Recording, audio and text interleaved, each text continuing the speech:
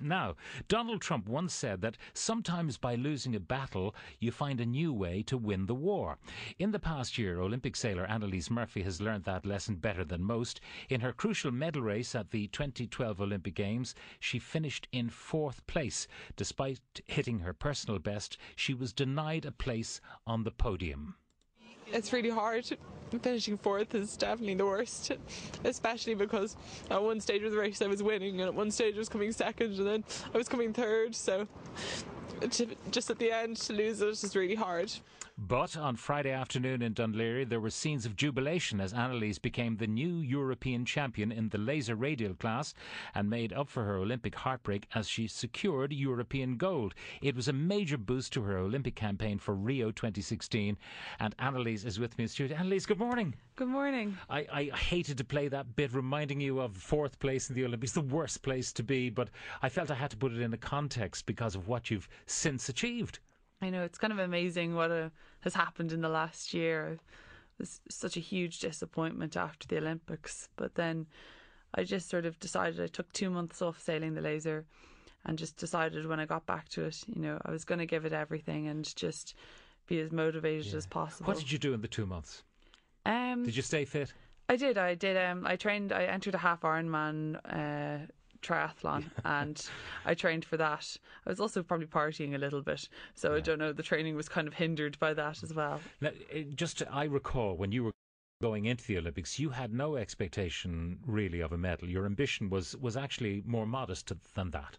Yeah, well, I went in saying that I wanted to get a top 10 result in my first Olympics because, if you'd asked me 2 years before the Olympics, I wouldn't have even thought that I could qualify for it. So then I went in with saying the expectation was the top 10, but I knew I was sailing well. I'd finished 3rd at the World Cup event 2 months before the Olympics in the Olympic venue and, beaten actually the 3 girls who ended up winning the 3 medals. So I knew if things went well, it could go right for me, but I didn't want to sort of build up expectations in case it went disastrously wrong. Now, afterwards, were there people saying, I told you so, or why did you do that? We could see what you were doing wrong.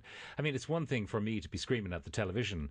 I know nothing really about sailing, but I was informed by the commentators. So I'm screaming and shouting at the television. It's another thing to be out in the water and trying to figure all that out. Yeah, when I looked back on the race, I was able to see all of the mistakes I made. I didn't actually watch it for about 3 months until 3 months after the Olympics. So watching it, I was going, why did I do that? Why am I doing making these mistakes that, in theory I would never have made, but it's just the pressure, the whole situation you're in there. And I maybe also underestimated my competitors a bit and, just how well they were going to go out and fight for it as well. But to be in gold medal position and in silver and then bronze and to finish it, that's desperate. But then when you got back to the boat, you started to compete in regattas and did brilliantly. Yeah, I got back and I did my first regatta in Miami in January and I was winning for the entire week, and then the medal race came and we actually did 3 medal races for a change and they went disastrously and I ended up finishing 4th again. And I thought, I was like, is this just going to keep on happening to me?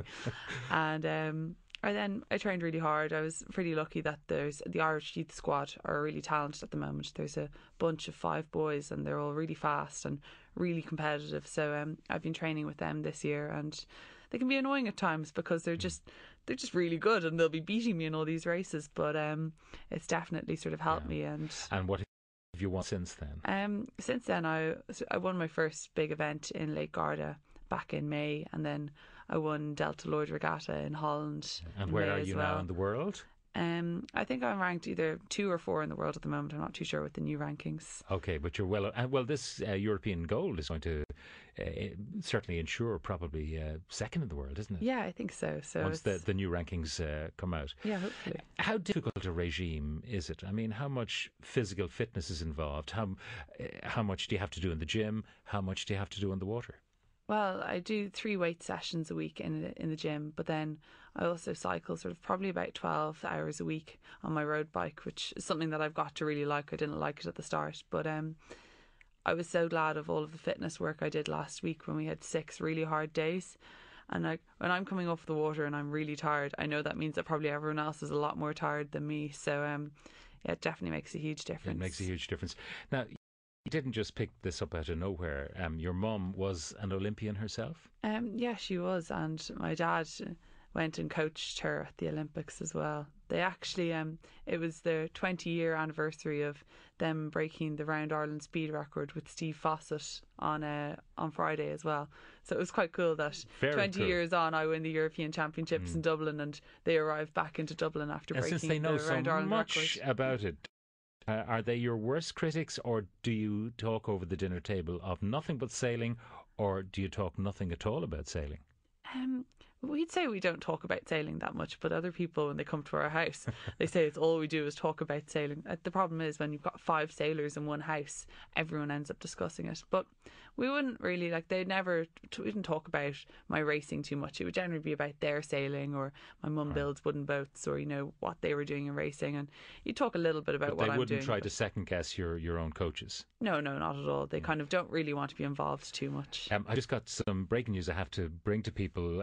The M50 is now closed fully due to a traffic collision. Delays are expected, so commiserations to those who are stuck on the M50 or are intending to use it. That's not available to them at the moment. I hope they're tuned in, though, and listening to us. You can entertain them as they're stuck in their cars. You were doing a science degree in college, but you decided to defer it. Yeah, I started science in UCD back in 2008, which is a pretty long time ago now. And in 2009, I went to the World Championships with not really much expectations, because I was still not very good. And I somehow managed to finish 8th in the World Championships and get onto sort of the Irish Sports Council carding scheme and get supported by the Irish Sports Council.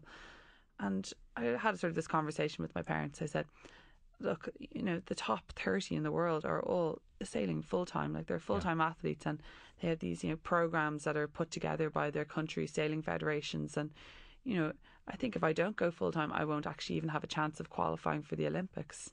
So we kind of discussed it a lot, but then I made the decision that I was going to go and sail full-time, at least for a year. And if it turns out that I was terrible at sailing, they'd be like, back to college now.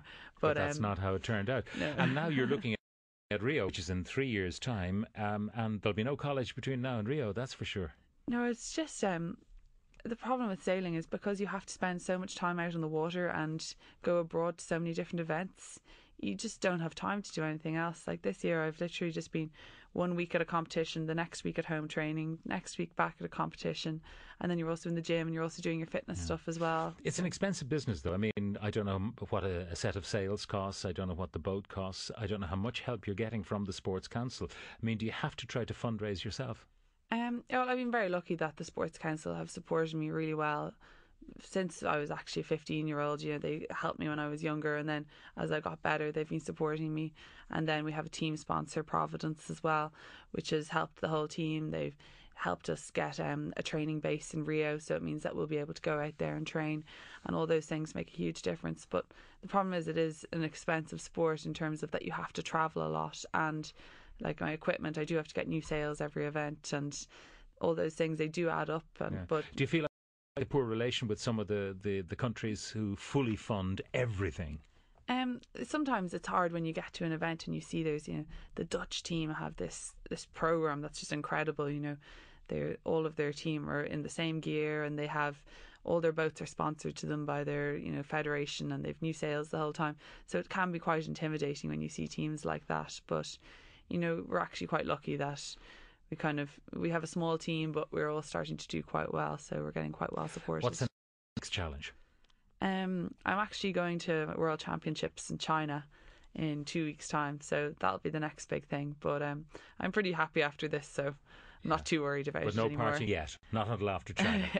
Maybe a little on Friday night, I bet there was. There was a little bit, all right. Very good. Annalise, we can only wish you the very best, and 3 years of very hard work ahead. I don't know how you stay motivated when you look at those kind of time horizons. Yeah, you I think have to take it sort of 1 year at a time, or even one competition at a time, because if you look, say, 3 years ahead, you'll just go crazy because you realise what you have to do. But you try and take it one bit at a time and just try and enjoy it. Like climbing a mountain, you just go to the first peak that you can see, and then you realise that when you get there, there's another one. There's more. There's more. Yeah. That's how it is. You're a fantastic athlete, and a credit to the Irish sailing community, credit to Ireland.